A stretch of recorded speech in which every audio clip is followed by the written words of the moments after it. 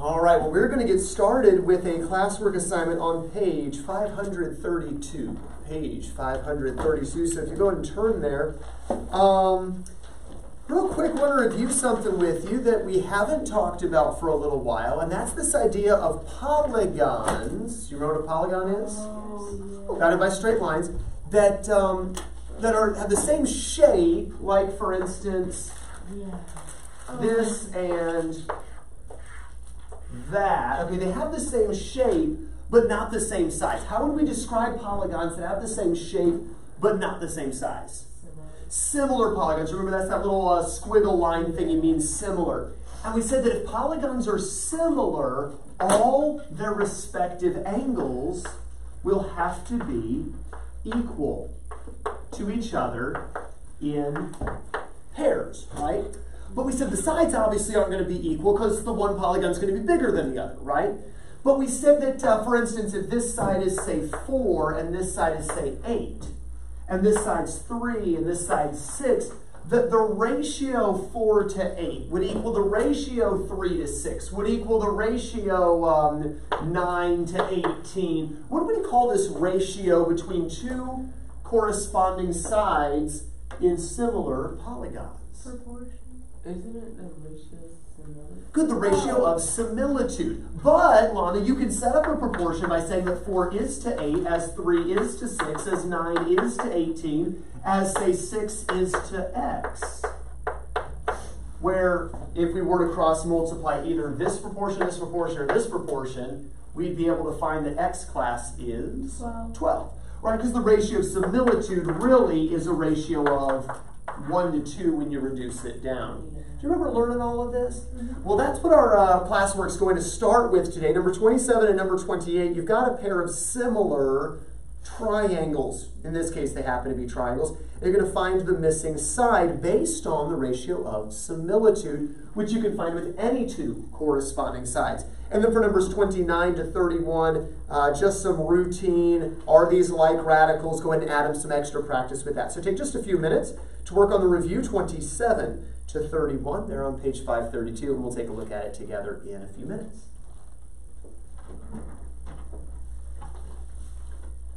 Page 532, review numbers 27 to 31.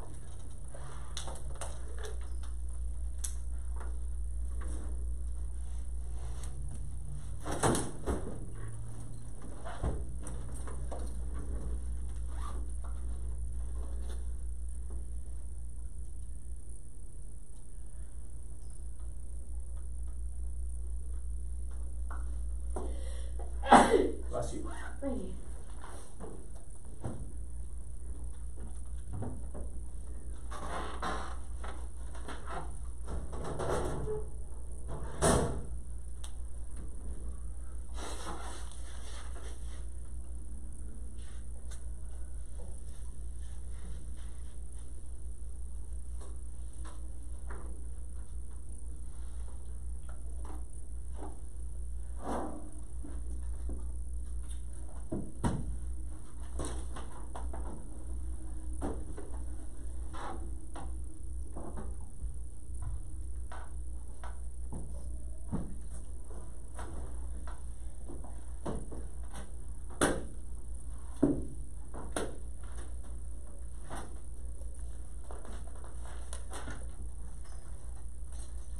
Do we use the calculator for this? No, that's for later.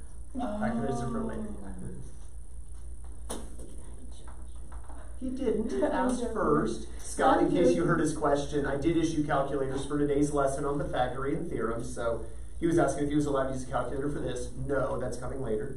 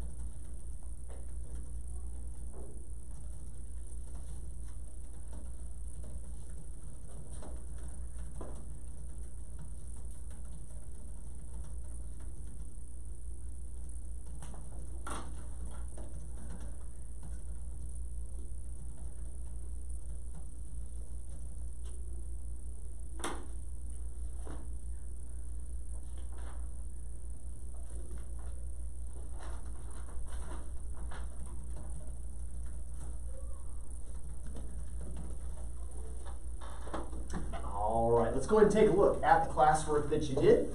Numbers 27 and 28, of course, working with these similar polygons. 29, 30, and 31, working with adding radicals. Number 27, what was the ratio of similitude, first of all, Joshua? 9 to 6. Or you could maybe reduce that to 3 to 2 if you wanted to, but 9 to 6, the ratio of similitude. You would use that to solve for the missing side, which is? Right, so the missing side is? 8. 8 is our answer. Good. Number 28.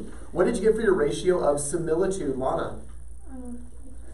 4 is to 12 is 9 is to x. Good. 4 to 12 is the ratio of similitude, or 1 to 3 if you wanted to reduce it. So you would use that ratio of similitude, say it is 9 is to x, and you would cross multiply to get? 27. 27 is the missing side. Do we need to see either of those worked? Yes, ma'am. Number 27? Yeah. I thought it was 9 to x, and 6 is to 12. Now which side corresponds to the 9? Notice 9 is a leg, 6 is a leg. So the 9 and the 6 correspond to each other. So 9 is to 6, 9 to 6 is our ratio of similitude. Then 12, the hypotenuse, is to x, the hypotenuse. So you see it leg is to leg, as hypotenuse is to hypotenuse. And then, again, I would normally reduce this down to, say, 3 to 2 for the ratio of similitude. It just makes the cross multiplication that much easier. Or you just times 4, both ways to get your 8. And that way you can use the equal ratio method as opposed instead of cross multiplying. All right, questions on those? Been a little while since we looked at that, so good review for us. All right, number 29, obviously, yes, they're similar. What did you get when you subtracted them, Josh? 2 times the square root of 8. Good, 2 times the square root of 6 is correct. My brain filled it in. I was like, wait, that's not what he said. 2 times the square root of 6. Number 30, they don't appear to be similar. We would have to try to reduce these, Lana. What is the square root of 16? 4. So this just becomes 3 times 4, which is 12. So this comes out to a whole number, a rational value. But 32, you can't take the square root of 32. We could reduce it down, I suppose, by factoring the 32 into 4 and 8. 4 times 8, where I can take out a 2 times the other 2 gives me. 4 times the square root of 8. And for that matter, Lana, we could then factor the 8 into 4 times 2. where I could take out a 2 from the 4 to get 8 times the square root of 2. So, I mean, I could definitely reduce both of them down, but at the end of the day, I can't add a whole rational 12 plus an irrational 8 squared to 2 anyway, so you really can't add them, but you can simplify at least. All right, questions on number 30? I don't know. I think I just did it. All right. I don't know. I would have said 32 is 16 times 2. Yeah. Pull out a 4 and get my 8 squared of 2 quicker. But that's because I'm the math teacher and I see 16 times 2. So are they like? Are they? That's a good question. Is 12 like to 8 times the square root of 2? No. So can you add them? No. We just have to leave it like that. That's as far as we can go with it. How about number 31? Again, they don't appear to be like Joshua, but maybe if we reduce them down like we did the last couple of problems, maybe then we could make them like. How might I reduce or factor, I guess, to get to the reducing part? How would I factor a 24K? 8 times 3K. Right, where I could take the square root of the 8 to get? 2. Times the 5 gives me, Times the 5. there was a 5 coefficient. Yeah. 10. Times the cube root of 3K. Good, I think I might have slipped and said square root. Good job there. 10 times the cube root of 3K. You did it correctly. Then what about the 81? I mean, if this were a square root, I'd just get 9, but it is a cube root, as you mentioned. So how might I factor an 81? 27 times 3. Good, it is 27 times 3. Don't lose the K, where I can take the cube root of 27. 3. Times the... Square root of 3K. Now it's your turn. The cube root of 3K. There we go. And sure enough, they are similar. They didn't look similar, but they are similar once I reduce them. What's my final answer? 15. Well, 13 times the cube root of 3K. There we go. 13 times the cube root of 3K. Lana, is this what you had for 31? Basically, I just forgot 3 as our index. Just forgot the cube root, had it as square root, which is what I slipped into saying at one point. Joshua did the same as well. Easy mistake to make, just got to be careful. Questions on the classwork? All right. Yes, sir. You're good? All right. Well, let's go ahead and review what we started talking about in our last lesson. And we said this, that if you have a right triangle, a guy by the name of Pythagoras, thousands of years ago, proved that the 3 sides of a triangle always share the same relationship. Now, it's not that you can add a couple to get the third one or anything quite like that, but rather if you were to square all 3 sides, then you could take the squares of the 2 shorter sides and it would always equal the square of the longest side. Now, what do we call the longest side of a right triangle, Lana? Hypotenuse. The hypotenuse.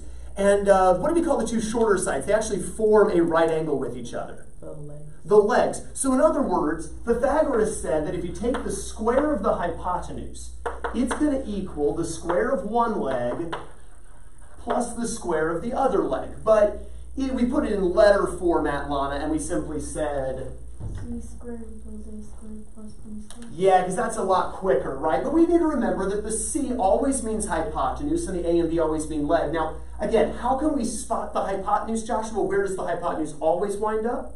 Like the opposite side of the angle, like the square thingy, and it goes diagonal. There we go, across from the right angle. So find the right angle, go across from it. This will always be the hypotenuse. Even if I were to flip it like this, it's across from the right angle. Even if I were to flip it like that, it's across from the right angle. So it's this side that's always across from the right angle, no matter how you turn the triangle. And then, of course, the other 2 sides that are perpendicular, there's a good word for us, to each other, would be the 2 legs. And so we were practicing with this for homework last night, and or over the weekend. And it was page 530 to 531, numbers 2 through 12, the even. Let's take a look at those very quickly. All right, excellent. And bueno. All right, let's go and take a look at the homework here. I'm going to go and move this off to the side again. And we'll just draw our own right triangles. And number 2, first of all, gave us this right triangle where we had a leg of 8 and a leg of 15, and we were trying to find the hypotenuse C. Now, I did allow you to use calculators for this homework assignment, and hopefully you wrote out C squared equals, and you didn't necessarily have to write A squared, you didn't even have to write 8 squared, but hopefully you at least wrote 64. Not a problem to write A squared and then 8 squared, but hopefully at least 64. And then didn't have to write B squared or even 15 squared, though you could have, but at least figure out, maybe using the calculator, that it's 225. Now, could these have been in the other order? Sure. Yeah, you could have called this A and this B. As long as when you added them, you got C squared equals 289. Do you see that step on your paper? It's an incomplete quadratic. My next step, Lana, is to take the... And when you do, of course, the square root of C squared is just C. And normally, Joshua, since it's a pure quadratic, we would say that the square roots of 289 are... Positive, negative. And you would take the square root on the calculator to get? 17. But because it's a length, you can't have a negative length, so just 17 as our answer. Did we get 17 for the hypotenuse? Excellent. Now on number 4, hopefully you realized you're not looking for the hypotenuse. Which of these is the hypotenuse, Joshua? 20. The 29 is the hypotenuse. 21 is either A or B. I'll just say A. And so we'd be finding the B. And so when we plug it in this time, we're going to have to start with the 29 squared, which on your calculators should have given you 841 is equal to, well, 21 squared on your calculator was 441 plus, I don't know, B squared. Or maybe you said A squared plus 441. Now, what would have to come next, Joshua? Subtract the 441 from the 5. Good. When the two numbers are together, you just add them like it shows. But when they're apart from each other, you have to get rid of the 1 as a negative 441 to get here b squared would equal, class, 400. And maybe you didn't need your calculator to take the square root of 400. Maybe you remembered, class, that the square root of 400 is 20. And there's our answer for the leg on number 4. Did we get that? All right, check your answers here on numbers 6 through 12. I won't take time to work them out unless there's a question. Number 6, what did you get for the missing leg, Lana? 5. 5 is correct. Probably could have done that whole one without a calculator. Number 8, I think we do without a calculator, Joshua. What's the hypotenuse? 10. Number 10, we probably needed a calculator for that one, Lana. 50 is correct. And number 12, probably used a calculator here as well, Joshua. 9 is correct. Did we get all 6 homework problems correct? All right, are there any questions on the Pythagorean theorem, or do we feel like we've got to hang on this? All right, well, let's do a couple more of these together, because sometimes the Pythagorean theorem gets a little weird. As far as the answer, you knew it had to be, right? So look at number 14, and we've got a little upside down triangle, which is kind of already weird, and we've got a length here of 30, we've got a length here of 15, and we're looking for this length over here. Now, question, which of the 3 letters, A, B, or C, am I looking for, Lana? C. Well, that's in the theorem. But which of these letters, A, B, or C, am I looking for? B. B or A. You could say either one as long as you didn't say C, because I actually already know C is 30. Yeah. Call this A or B, call this A or B. You just wanted to call this B, so we'd call this A. So that, Lana, when I go to plug it into the Pythagorean theorem, how will I write out number 14? And we can go ahead and show the in-between steps since we're doing it together. I don't know what 30 squared is. All right, let's just write 30 squared for now is equal to 15 squared plus 2 squared. All right, go ahead and find 30 squared, Joshua. You may be able to do that in your head. 900. 900. Yeah, And 15 squared, I don't know if we'd remember this one or not. Maybe we would. 225 is correct. And plus the b squared. And of course, then what will we need to do back to Lana? Subtract them. Good. Subtract away 225 from both sides, and that's going to give me b squared is equal to 675. And then we got to take the square root. So on your calculator, go ahead and take the square root of 675. Wait. All right, let me show you where to find it. Yeah, so you type 675 and then you hit that square root button. Now, Joshua, for you, your calculator, you actually put the square root button first and then type 675. Where's this? It's this. Okay, so see how it's a little blue thing above here? You get second function, square root, and then you type the 675. Enter, and Lana noticed this. It comes out to some weird decimal, doesn't it? Yeah. It's like 25.9. Yeah. So I mean, we could say it is approximately equal to 26 because it almost is. In fact, the square root of 676 would be 26. But I don't have 676, I have 675. And rather than leave our answer as an irrational decimal that just keeps going, what we want to do with these radicals is to reduce them. The good news is you do have a calculator, which is going to help you a little bit. What square should we see in 675? 5. 5 isn't a square. Well, not squared, but... Probably not a 4. 8? Well, no, 8's not a square. 9? One of these should leap off the board at you. 81? Look at the last 2 digits. Oh, 25. 25, yeah, absolutely. 25. So the good news is, though, you don't have to divide it in your head. You have a calculator. Go ahead and divide by 25 to see 25 times what?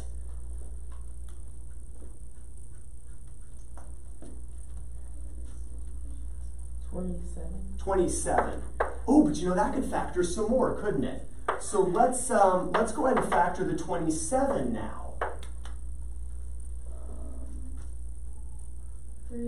3 times 9. Where I can take the square root of the 25 class to get, 5. and the square root of the 9 to get 3. But I'm going to leave the square root of the 3 to get what for side B? 15 times the square root of 3. There we go. And this is how we're going to leave our answers. Rather than getting crazy decimals that we'd have to round off, we're going to reduce the radical if it comes out irrationally. Does that make sense? Questions on number 14? Let's take a look at number 16 now. Again, they've given us kind of a weird looking right triangle here. And let's see, this top piece they call 12, the side piece they call 8, and we're finding this piece down here. Now, what are we finding, Joshua? The hypotenuse. This time we are finding the hypotenuse. I'm going to go ahead and leave this list of squares up here just in case we need it. And so if we're finding the hypotenuse, Joshua, that means we're finding which letter? The C squared. The C squared, right, is equal to, but we won't actually write A squared. Maybe we would write 144. Well, we might write 12 squared, but I like that Joshua went straight to 144. Plus Joshua.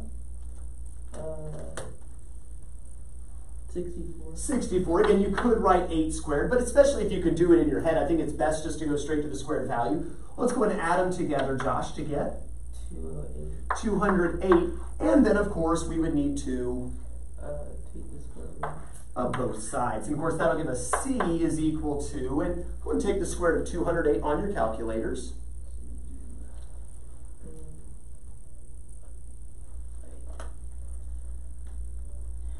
And what do we get? 14.422 something. Oh, 14.422, blah, blah, blah. So it's approximately 14.4, but not exactly, right? No. So guess what we need to do with the radical? Reduce it down. Reduce it down. How might we factor a 208? 4? There's at least a 4. Yeah. You know, we've got our calculator in. Let's go ahead and try a 4 and see what we wind up with. 4 times what gives 208? 52. 52. That's a really big number. Is one of these maybe still in a 52? no. 13? No. Is it 16 or 36? Well, 36 times 2 would be 72, so 36 can't fit. 16, try dividing it by 16. Let's see what we get. Does it divide evenly by 16? No. No. Okay, anything else? I don't. No, it wasn't on our 9 times table. Let's try dividing it by 4. Oh, it is. It is. Remember, we went up as high as 4 times 12 equals 48. But if we'd gone 1 4 more, we would have known that 52 class is 13 times 13 times 4, isn't it? Yeah, so apparently we could factor this into 4 times 13 times 4, where each of the 4s I can take the square root of to get 4. 2. Well, 2 times 2 2. times, right, we're going to get a 2 times a 2, which becomes then 4 times the square root of 13, and apparently that's the length of our hypotenuse. Oh. Reduced down. Do you see how to use the calculator and maybe this list of squares to reduce your answers?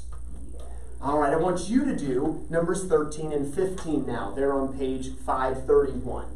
13 and 15. Both of these are going to have to be reduced. We didn't do number 11 ever. We didn't? No. Oh, well. I've only got you down for 13 through 15. I have down that we did 11, so, oh well. Just do 13 and 15.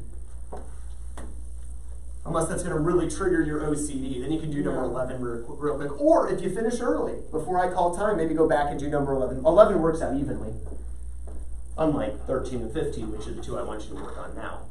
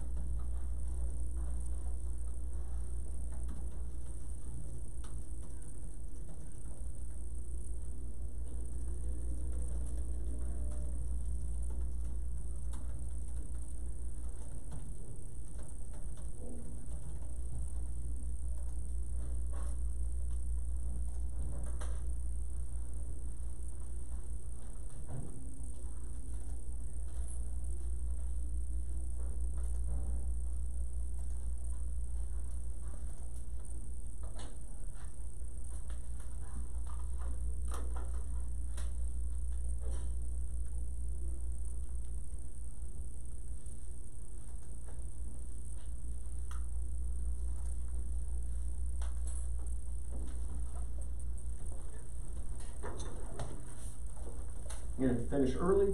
Go back and hit number 11 real quick.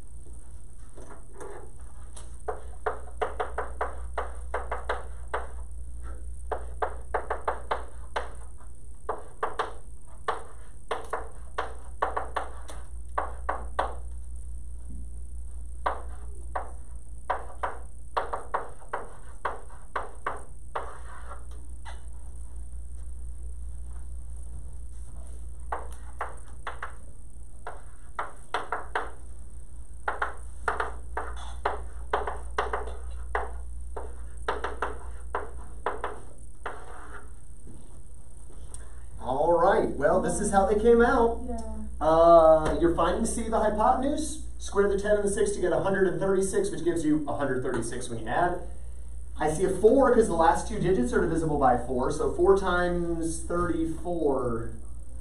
No more squares than 34. I guess that's it. 2 times the square root of 34 is the best you can do. And then for the next one, 36 is your hypotenuse squared. 1 squared, of course, is 1. I'm going to left a squared. Subtract the 1 to get 35.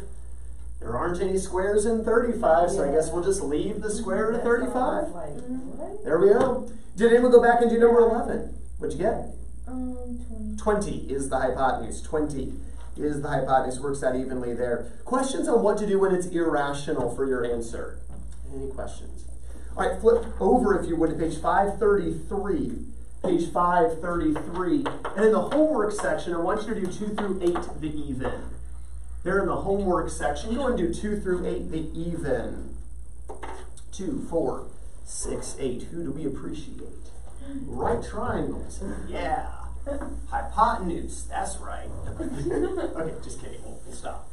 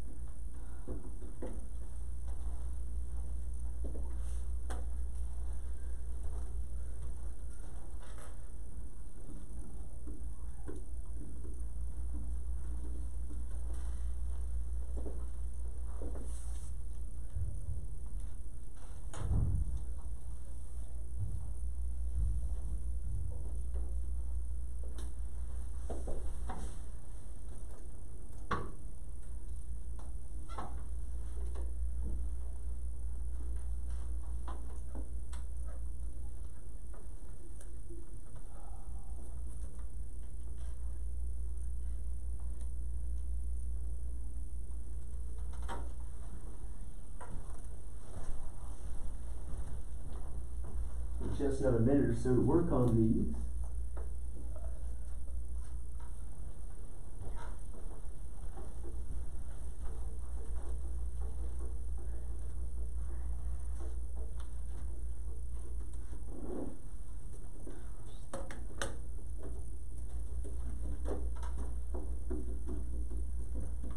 All right, let's see how we did. Number 2, what was the missing leg, Lana?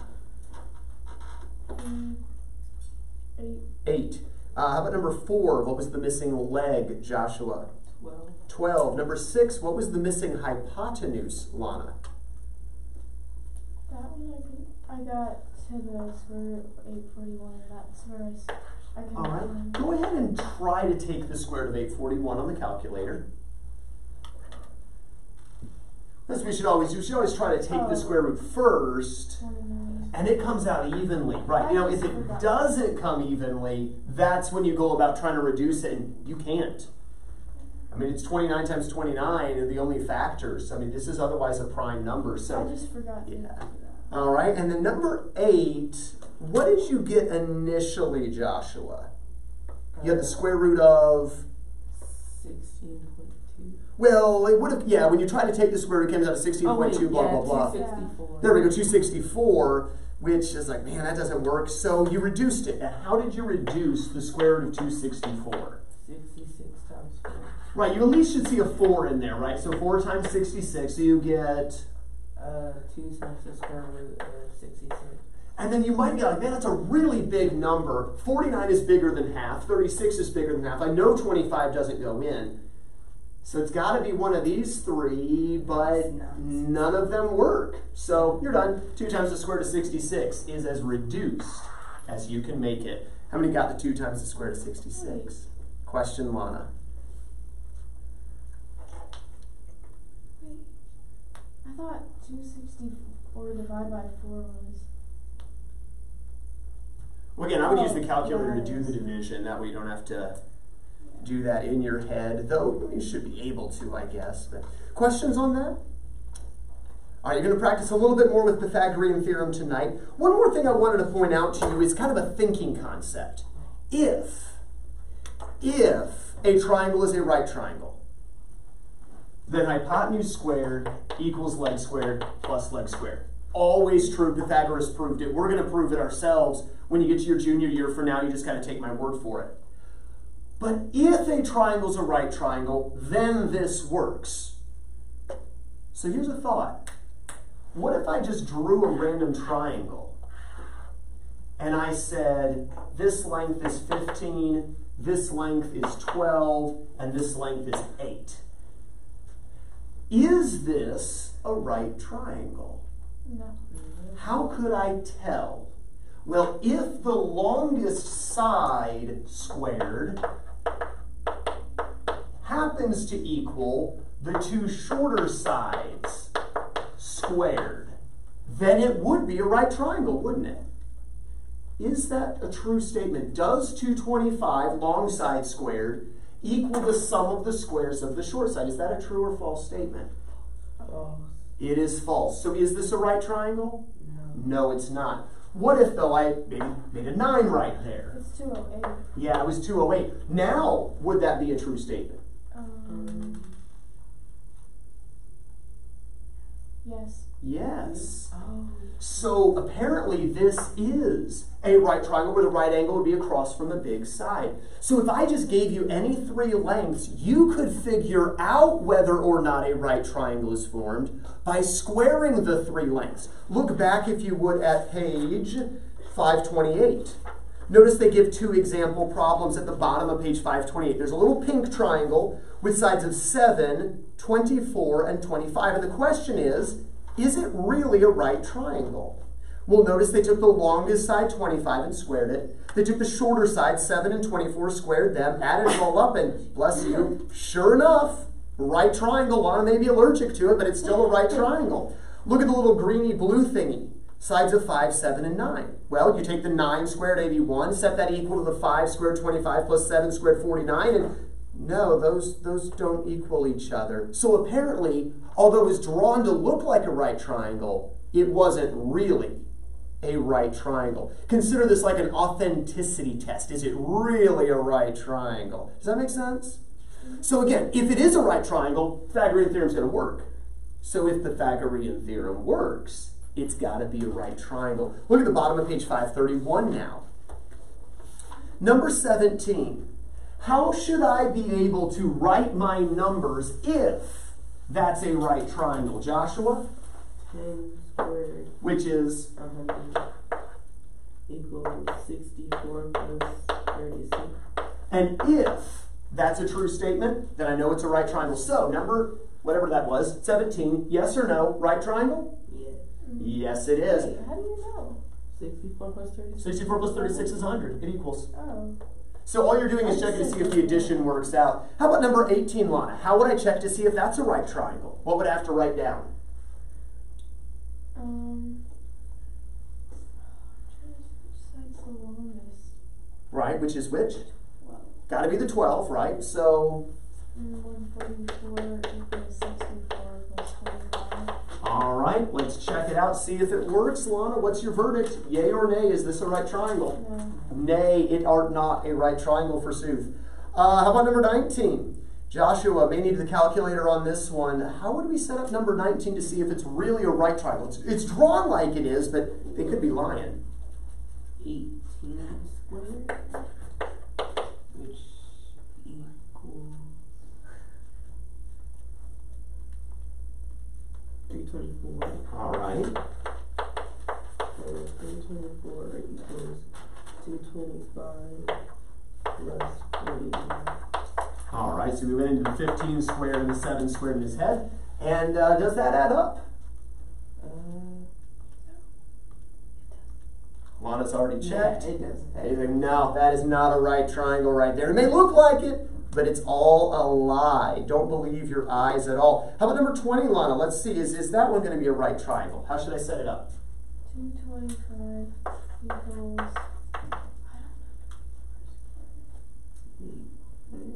Uh-oh, Joshua's questioning something you just said. What's wrong, Joshua? 25 squared isn't 220. Yeah, not Oh, 225. Yeah, I'm sorry. That's okay. Let's see. Hayden? 625. 625. Show off in the back. All right, good job, Hayden. that. I don't mind show offs in math class. I like it. I are one, so I can't judge. All right, so 625, all right, is equal back to Lana. 576 plus 49. Plus, you said 49? All right. And does that add up? Yes. So number 20, the verdict is? Yeah. Yes, it is a right triangle. Do we see how to determine from a picture with some lengths whether or not it really is a right triangle or not? Just plug it into the Pythagorean theorem and see if it works, as long as you make sure the longest side goes right here. Any questions at all? All right, your homework for this evening is to do page 533. Page 533 in the homework section. We're going to kind of jump around, bless you, a little bit. We're going to do numbers 1 through 9, the odd. Page 533, numbers 1 through 9, the odd. We're going to do 10 through 13. And we're going to do 18 to 20. So 1 through 9, the odd, 10 through 13, and 18 through 20. So jumping around a little bit there. In addition, I want you to read over what we're going to start talking about tomorrow, so that way it's not the first time you've seen it. Read pages 534 to 535. It's a concept that shouldn't be real hard, but it'll be that much easier if you read it tonight, even if you don't really understand what you're reading. Just the fact that you looked at it the night before will make it make more sense to you tomorrow when I teach it. So read pages 534 to 535.